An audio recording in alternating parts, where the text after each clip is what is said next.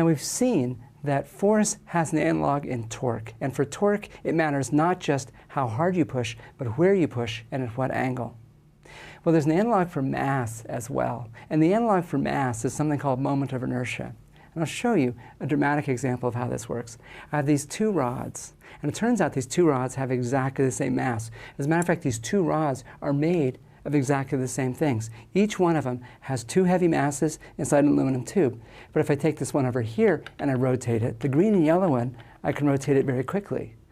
The purple and orange one, this is much harder. That's as fast as I can make it go. This one versus this one. And I can tell I am having to work so much harder to make this one rotate. I can barely make it go. Same mass, made on the same material. But there's a difference. There's a difference between the two. And you probably know what the difference is. What is the difference between this one and this one? Each one of them has two masses inside a tube.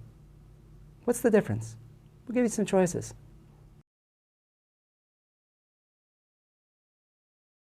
In fact, you probably guessed the situation. The two masses inside these lightweight tubes are very close to the center here, but in this one, they're out near the ends.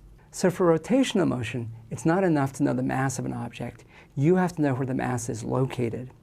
And so our analog of mass is moment of inertia. And the moment of inertia of an object depends on the mass as well as where the mass is located. So if I have this toy here, right now, all the mass is in a tight bundle. And so if I spin this, it's actually pretty easy to get it spinning.